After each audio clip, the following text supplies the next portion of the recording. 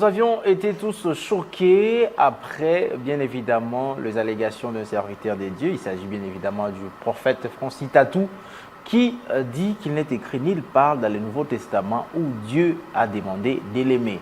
Alors aujourd'hui, nous allons parler de ces sujets. Dieu nous demande-t-il de l'aimer dans le Nouveau Testament, mais où commence d'abord le Nouveau Testament et que devons-nous comprendre de l'amour de l'homme envers Dieu et de l'amour de Dieu envers l'homme? Parce que c'est vrai, on parle toujours que c'est Dieu qui est amour, c'est Dieu qui nous aime, mais est-ce que Dieu nous demande réellement de l'aimer? Est-ce que c'est une condition? Est-ce que c'est un commandement ou c'est juste un appel qui nous fait, nous qui sommes ses enfants? C'est dans cette émission Religion et Société, votre émission de chaque dimanche, bien évidemment à 21h30. Vous êtes là toujours pour ce rendez-vous. Continuez à nous écrire, continuez à nous envoyer les messages comme vous le faites, ça nous fait toujours du bien et nous prenons toujours en compte vos suggestions et parce que nous devons améliorer selon ce que vous voulez. Nous les commençons tout de suite avec le pasteur Landry Djibikilai, juste après ceci.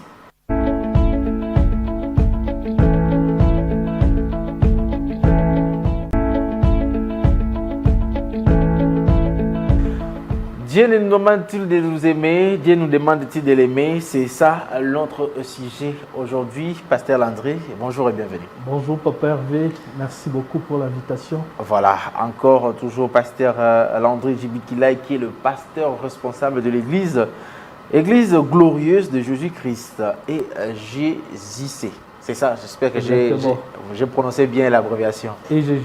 EGJC. Voilà, Pasteur Landry, la toute première question qui commence par là, si on peut commencer par là, les livres, c'est quels sont les livres qui commencent le Nouveau Testament? Alors, nous savons tous que le livre qui commence le Nouveau Testament, c'est le livre de Matthieu, l'Évangile selon Matthieu, et le Nouveau Testament prend fin avec le livre d'Apocalypse.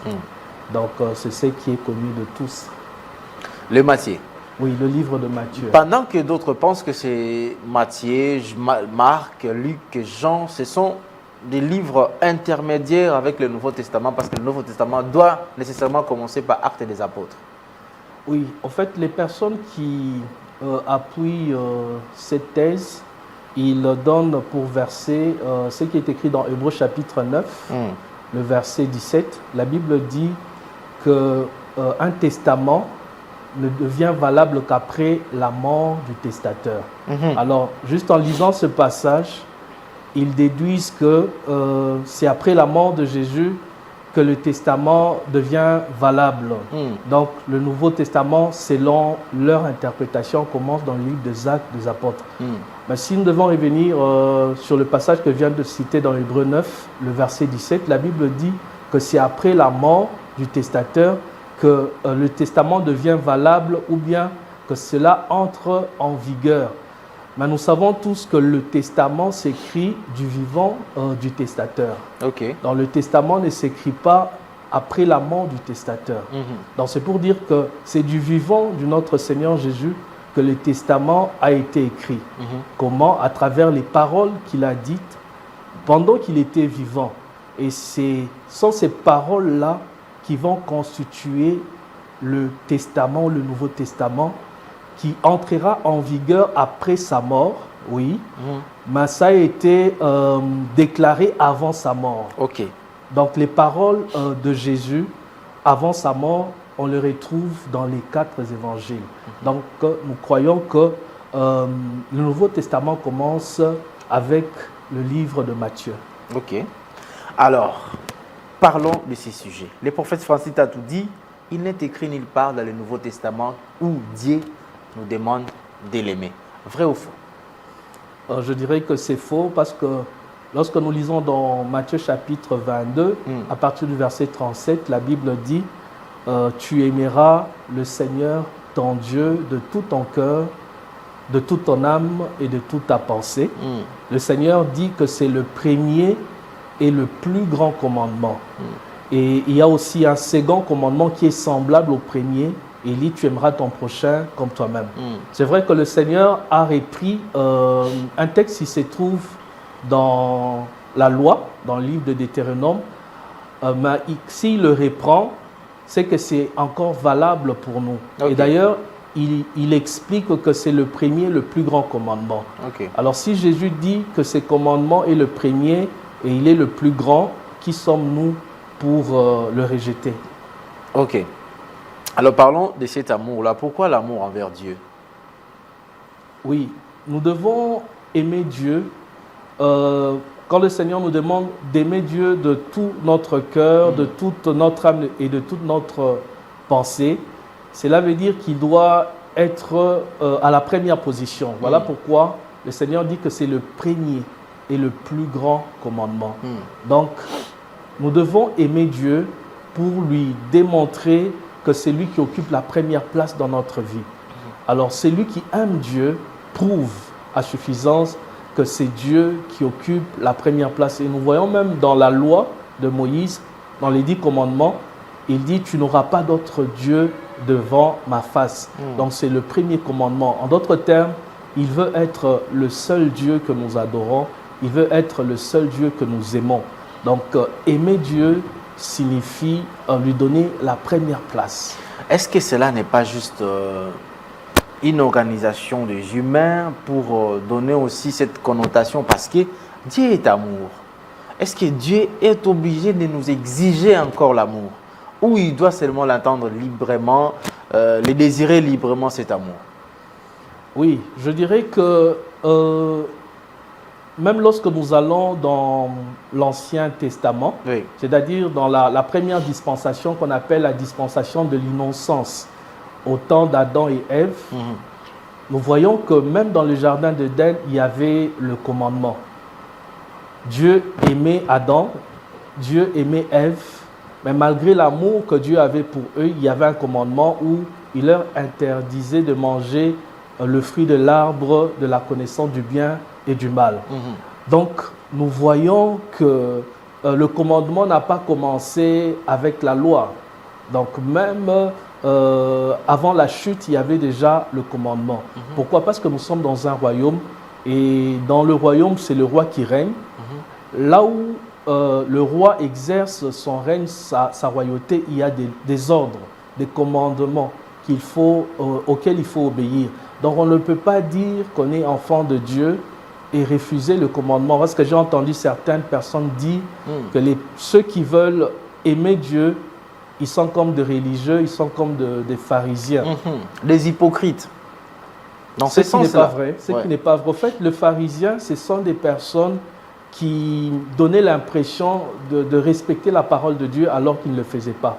Donc un hypocrite, c'est quelqu'un qui vous prêche les choses que lui-même n'applique pas. Mais lorsque tu prêches la parole, tu demandes aux gens d'obéir à Dieu et que toi-même tu obéis à ce que Dieu dit. Tu n'es pas un religieux, tu n'es pas un pharisien. Et au fait, sournoisement, le diable est en train de vouloir introduire, j'allais dire, une fausse doctrine dans l'Église. C'est la doctrine qu'on appelle l'hypergrâce. Donc, une grâce de manière exagérée. Quand tu es chrétien, tu peux faire ce que tu veux, même si tu ne respectes pas le commandement de Dieu, parce que tu es sauvé, tu as donné ta vie à Jésus, tu finiras par aller au ciel. Et ça, c'est une séduction que le diable introduit dans l'Église pour que nous ne puissions pas prendre en considération le commandement de Dieu. Or, parce qu'il est notre roi, il est notre Dieu, nous devons respecter ce qu'il dit. Donc, dans le royaume de Dieu, le commandement existe. Et même au ciel, il y a un ordre. Il y a des choses qu'on ne doit pas faire parce qu'il y a un roi qui règne. Et nous savons que le diable, s'il a été chassé, c'était au ciel qu'il a été chassé. Donc, ça veut dire qu'il y avait une loi qui disait personne ne devait prendre la place de Dieu ou se comparer à Dieu. Mais lui, il a voulu se comparer à Dieu et il a été précipité. Donc, c'est pour vous dire que dans le royaume de Dieu, le commandement existera toujours. Revenons dans le Nouveau Testament, Pasteur Landry. Vous avez évoqué le verset Matthieu 22, 37. Jésus dit « Aimez Dieu de tout son cœur, de toute son âme, de toutes ses pensées ». Qu'est-ce que cela signifie?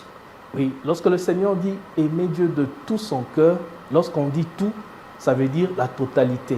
Donc ton cœur ne doit pas être partagé dans ton amour pour Dieu. Tu ne dois pas l'aimer à 50%, mais tu dois l'aimer totalement de tout ton cœur. Et le cœur signifie aussi l'esprit. Dans la Bible, lorsqu'on parle du cœur, on parle de l'esprit, de l'homme. Donc l'amour que nous avons pour Dieu, nous devons le manifester au niveau de notre esprit. Quand on parle de toute ton âme, cet amour doit aussi être manifesté au niveau de notre âme. Et ailleurs, on dit aussi de toute ta force. Même physiquement, nous devons prouver que nous aimons Dieu. Pourquoi? Parce qu'il occupe la première position dans notre cœur, dans notre vie. Lorsque vous avez parlé de ces commandements où Jésus parlait d'aimer Dieu, c'est toujours dans ces versets, il ajoute, il faut aimer aussi son prochain comme soi-même. Et il dit quelque part, comment vous allez prétendre aimer Dieu si vous n'aimez pas les prochains, la personne que vous voyez. Là même, j'évoque aussi le pasteur Liforo du ciel qui avait aussi promis de nous choquer comme ça, comme le pasteur Francis Tatou nous a choqués. Il a promis aussi de nous choquer. Il a même dit, il aime Branham plus que Jésus. Alors, parce que Jésus dit, il faut aimer la personne que vous voyez, la personne que vous connaissez. Et si vous aimez cette personne-là, cela veut dire que vous aimez Dieu. Qu'en dites-vous par rapport à cela?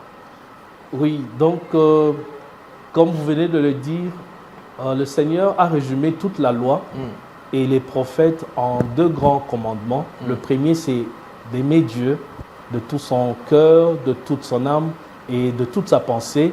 Et il dit qu'il y a un deuxième commandement qui est semblable au premier, c'est d'aimer son prochain comme soi-même. Mais tu ne peux pas aimer ton prochain comme toi-même si, dès le départ, tu n'aimes pas Dieu. Et justement, c'est ce que la Bible nous dit, nous pouvons lire cela. Nous sommes dans 1 Jean chapitre 4, le verset 19 à 21. 1 Jean chapitre 4, le verset 19 à 21. La Bible dit, pour nous, nous l'aimons parce qu'il nous a aimé le premier. Si quelqu'un dit, j'aime Dieu et qu'il haïsse son frère, c'est un menteur. Car celui qui n'aime pas son frère qu'il voit, comment peut-il aimer Dieu qu'il ne voit pas? Voilà. Et nous avons de lui ce commandement, que celui qui aime Dieu aime aussi son prochain. Et c'est ce que vous venez de dire. Donc, la Bible dit, nous avons de lui ce commandement, que celui qui aime Dieu aime aussi son prochain. Donc, c'est un commandement. Et dans ce commandement, il y a 2 volets. Et justement, ce passage prouve aussi que dans le Nouveau Testament, on nous demande, on nous exige d'aimer Dieu et d'aimer notre prochain. Voilà pourquoi dans 1 Jean chapitre 4, verset 21, la Bible dit que nous avons de lui ses commandements.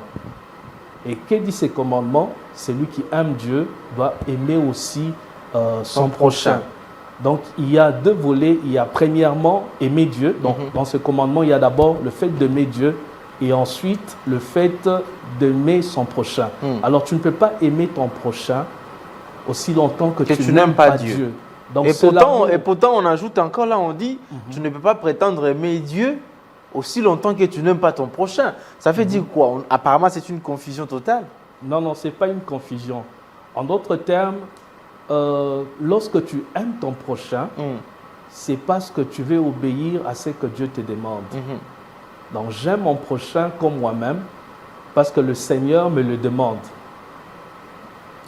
Et quand je le fais, ça prouve que j'aime Dieu. Pourquoi? Parce que le Seigneur Jésus-Christ dit justement que celui qui m'aime garde mes commandements.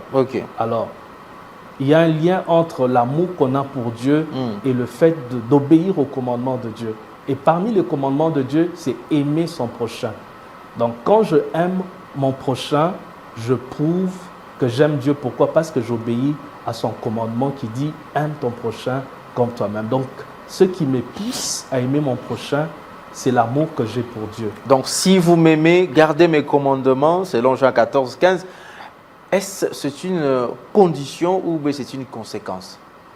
Oui, c'est la conséquence de l'amour que nous avons pour Dieu.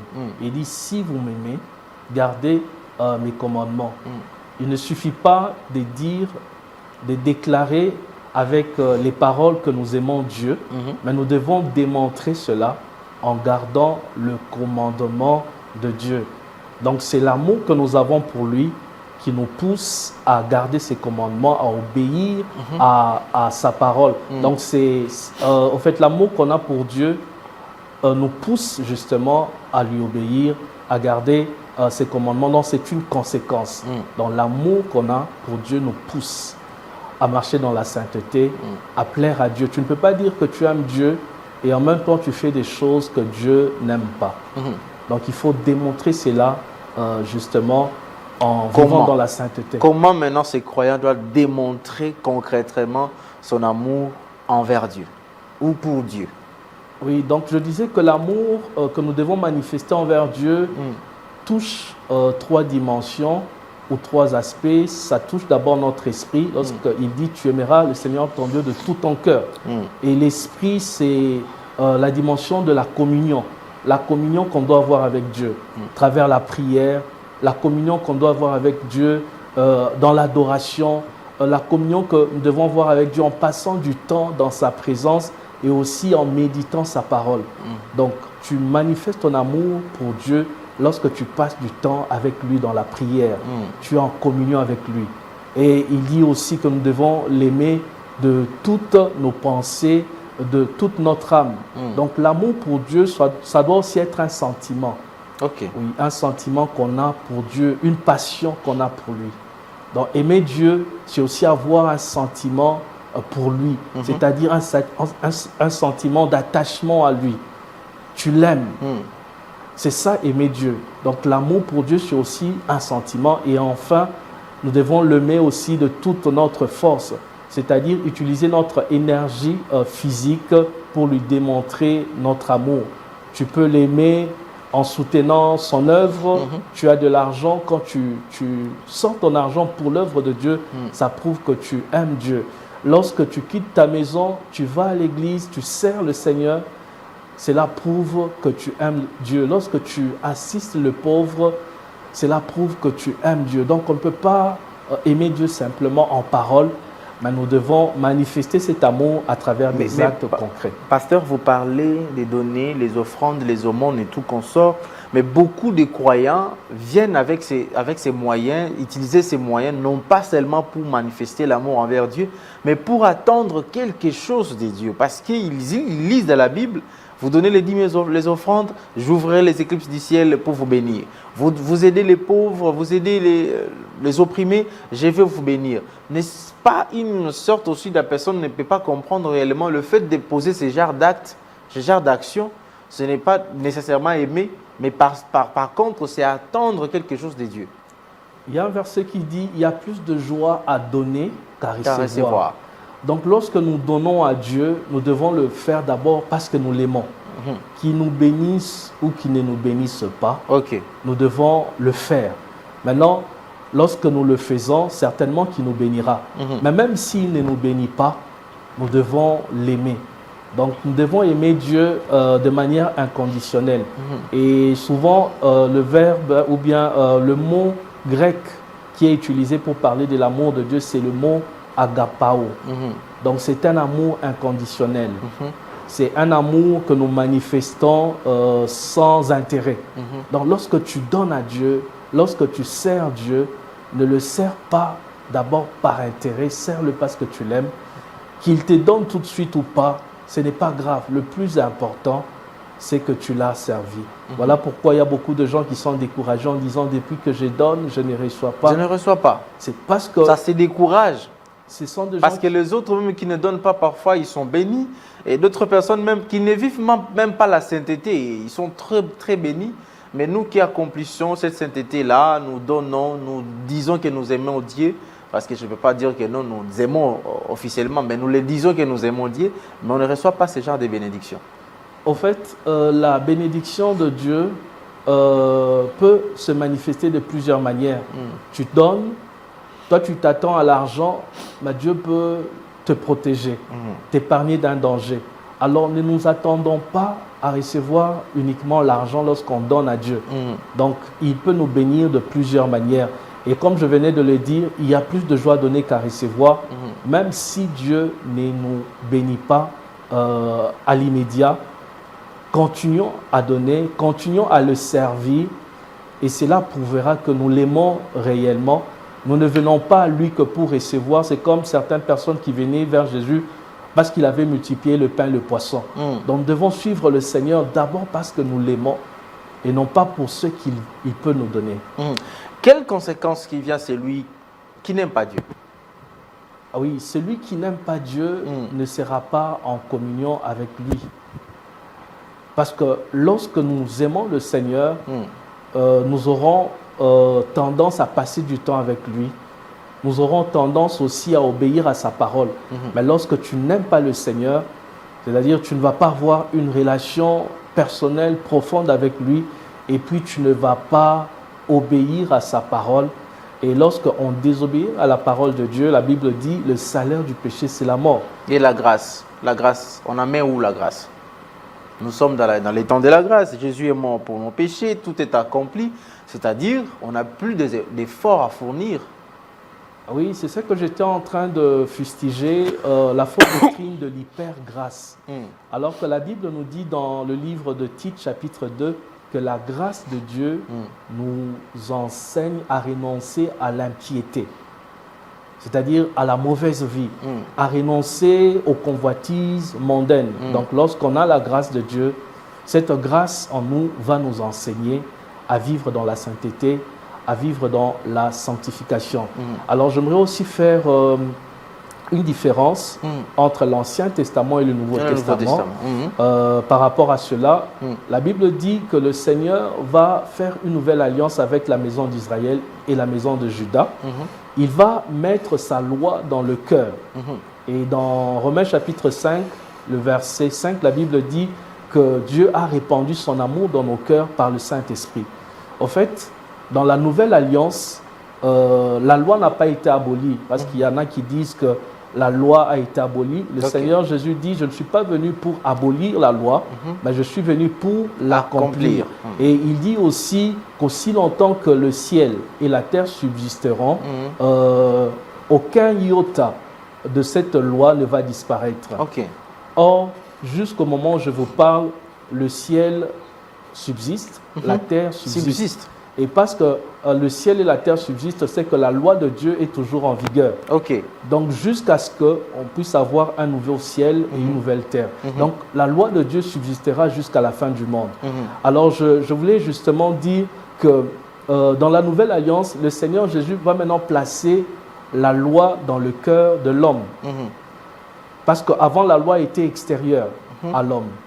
C'était sur les tables. Mais maintenant, cette loi-là, il va la mettre dans le cœur. Et il dit qu'on ne va plus t'enseigner pour que tu connaisses Dieu. Tu connaîtras Dieu directement. Pourquoi? Parce que la loi de Dieu est en toi, sa nature est en toi. En d'autres termes, la grâce vient nous donner la nature de Dieu pour nous permettre d'obéir à la loi. Alors qu'avant, on leur disait d'obéir, mais ils n'avaient pas la capacité d'obéir. Mais maintenant, avec la grâce, le Saint-Esprit vient habiter en nous. Il nous rend capables d'obéir à la loi de Dieu. C'est ça la différence entre l'Ancien Testament et le Nouveau Testament. Donc, celui qui est dans le Nouveau Testament va facilement obéir à Dieu.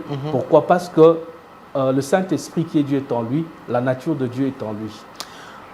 Dieu est amour, mais Dieu nous demande de l'aimer. Alors, peut-on considérer, c'est comme cette demande-là, ça dit le fait d'aimer Dieu, peut-on le considérer comme un commandement ou juste une invitation?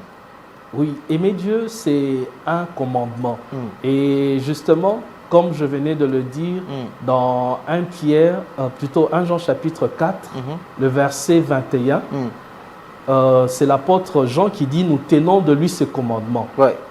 Donc, c'est qu'il est en train d'évoquer un commandement. Il dit « Nous tenons de lui ce commandement ». C'est lui qui aime Dieu, qu'il aime aussi son prochain. Donc, ce n'est pas une invitation qui doit être librement ou délibérément selon le choix de quelqu'un, mais c'est un commandement, c'est une obligation. Oui, c'est un commandement, c'est une obligation. Et dans le royaume de Dieu, il y a des obligations, il y a des commandements. Donc, dans le royaume de Dieu, nous n'avons pas que de droits, nous n'avons pas que de privilèges, mais nous avons aussi des obligations et nous avons aussi des commandements. Alors, tu ne peux pas dire que tu es un chrétien et refuser qu'il y ait des commandements. Là où il y a des commandements, il y a l'ordre. Et Dieu veut que l'ordre puisse régner. Et justement, le passage que j'ai donné dans 1 Jean chapitre 4, verset 21, quand l'apôtre dit nous tenons de lui ses commandements, donc ça veut dire que le commandement, ce n'était pas seulement dans l'ancienne alliance, même dans la nouvelle alliance. Et l'apôtre va répéter justement ce que Jésus a dit dans Matthieu chapitre 22, verset 37, en disant « Aimez Dieu et aimer son prochain ». Donc c'est pour vous dire que cette loi-là, la loi de l'amour, n'a pas été abolie. Cette loi continue à exister jusqu'aujourd'hui. Peut-on dire que le fait d'aimer Dieu peut changer la manière de vivre? Oui, le fait d'aimer Dieu peut changer la manière de vivre de la personne. Pourquoi? Parce que, comme je le disais, le Seigneur dit « Celui qui m'aime garde mes commandements ». Donc, parce que j'aime Dieu, je suis passionné de lui, je dois maintenant vivre de manière à lui plaire. Donc, je ne peux pas faire n'importe quoi. Pourquoi? Parce que j'aime Dieu. Et en vivant dans la sainteté, ta manière de vivre change, ton comportement change, et puis tu deviens aussi un témoignage pour l'Église. Tu deviens un témoignage chez toi à la maison, dans ton entourage. Et c'est ça que Dieu veut pour chaque enfant de Dieu. Il est possible d'aimer Dieu sans émotion, sincèrement, constant. Sans émotion constante, donc vous aimez Dieu et vous n'avez pas d'arrière-pensée, vous n'avez pas de questions à vous poser derrière, vous n'avez pas de questions à vous poser sur les bénédictions à attendre, il est possible. Et c'est ce que le Seigneur veut, que nous puissions justement arriver à ce niveau-là. Oui, arriver à ce niveau-là. Et l'apôtre Paul le dit en disant, qu'est-ce qui me séparera de l'amour de Dieu? Est-ce que c'est la nudité? Pour certains, lorsqu'ils n'ont pas de quoi se vêtir, ils peuvent commencer à maudire Dieu. Mais Paul dit que la nudité ne me séparera pas de l'amour de Dieu. Il dit même la mort. Donc même si on veut me tuer, je ne vais pas renier ma foi pour autant. Donc rien ne doit nous séparer de l'amour de Dieu. Les biens de ce monde ne doivent pas nous séparer de l'amour de Dieu. Nous devons aimer Dieu sans condition. Nous devons l'aimer parce qu'il nous a aimé le premier. Et en retour, nous devons aussi lui manifester cet amour. Mais quand on n'a pas les habits, on n'a pas à manger, on n'a pas de quoi vivre, on n'a pas de quoi... donc c'est vertueux, donc je parle des habits. On n'a pas un endroit pour dormir aisément. Vous ne pensez pas que ça peut faire constituer des obstacles à aimer Dieu? Ok, ça sera un obstacle pour aimer Dieu pour ceux qui ne sont pas matures spirituellement. Donc, comme je le disais, l'apôtre dit « Rien ne me séparera de l'amour de Dieu ». Donc, un vrai chrétien, c'est quelqu'un qui n'est pas influencé par les choses de ce monde. Je ne dis pas que le Seigneur ne peut pas te bénir. Je ne dis pas que le Seigneur ne peut pas te donner des beaux vêtements, une belle maison. Mais je suis en train de dire, s'il arrivait qu'il ne te les donne pas, est-ce que tu continueras à l'aimer? C'est ça la question que j'aimerais poser. Okay. Donc le véritable amour, c'est arriver à aimer Dieu, même dans les moments difficiles. Alors, Pasteur Landry, vous allez quand même aussi nous éclairer par rapport à cette question définitivement, parce que c'est une question qui a été posée. Est-ce que nous pouvons conclure pour dire que non, oui, Dieu nous demande de l'aimer? Exactement, Dieu nous demande de l'aimer. Et comme je le disais, cela n'a pas commencé que dans la loi. Même au moment où Dieu créa Adam et Ève, il y avait un commandement. Et le respect de ce commandement était l'expression de l'amour que Adam et Ève devaient manifester par rapport à leur Dieu. Et dans la Nouvelle Alliance, le Seigneur nous demande aussi de l'aimer parce qu'il dit « Celui qui m'aime garde mes commandements ». Donc, ce qui prouvera que tu aimes Dieu, c'est par ta manière d'obéir à ce qu'il te dit dans sa parole. L'amour de Dieu doit être immédiat, totalement. On croit à Dieu, on croit et on commence à l'aimer. Ou ça peut se développer avec le temps? L'amour peut se développer avec le temps. On doit chuter par là. Oui, ça peut se développer avec le temps. Et j'aimerais aussi dire que nous n'aimons pas tous Dieu de la même manière. Okay. Voilà pourquoi le Seigneur va demander à Pierre, c'était après la résurrection, est-ce que tu m'aimes plus que tous les autres disciples? Alors, s'il demande à Pierre, est-ce que tu m'aimes plus que tous les autres? Donc, il y avait la possibilité que quelqu'un puisse aimer Dieu plus que les autres. Donc, ça veut dire qu'on ne va pas manifester le même niveau d'amour pour Dieu. Ça vient avec l'intimité que tu as avec Dieu, la communion que tu as avec Dieu. Mais le plus important, c'est de grandir dans l'amour. C'est comme un fruit qui est appelé à la maturité. Grandir dans l'amour en étant dans la présence de Dieu, en communion avec le Saint-Esprit et en marchant dans la sainteté, en obéissant à la parole de Dieu. Voilà, merci beaucoup, Pasteur Landry Djibikilai, de nous éclairer sur ces sujets, sur ces questions. Donc, nous sommes plus choqués. Hein. Exactement. Alors oui, Dieu nous demande de l'aimer parce qu'il dit, celui qui m'aime doit garder mes commandements. Ça, c'est Jésus qui l'a dit. Et même les apôtres ont continué à pérenniser cela dans plusieurs épîtres de la Bible où on parle bien évidemment du Nouveau Testament. On parle de l'amour de l'homme envers Dieu. Donc, ça doit exister, cet amour de l'homme envers Dieu. Ce n'est pas seulement l'amour de Dieu envers l'homme. Merci beaucoup, Pasteur Landry, d'être passé. Je dis merci à vous tous, nos chers téléspectateurs qui êtes toujours là pour nous suivre et qui commentez souvent et qui nous écrivez à tout moment. Les numéros sont toujours affichés à votre barre de l'écran. Vous pouvez nous écrire à tout moment. Nous sommes là pour vous répondre. Merci à l'équipe technique, justement vous, Richard Widi, Jonas Minga, Junior Bemba. Merci à l'assistance de Randy Sekoko. Merci à la réalisation de César Bassaï, mais également le directeur des programmes Tristan Énergie Lelo. Merci, M. Charles Mouzad, les livres avec qui nous préparons toujours les émissions, les directeurs des informations. Merci également au patron de la PES Télévision, M. Patrick Ngando Chiyoyo. Prochainement, avec une autre thématique, bien évidemment, avec un autre invité. Au revoir.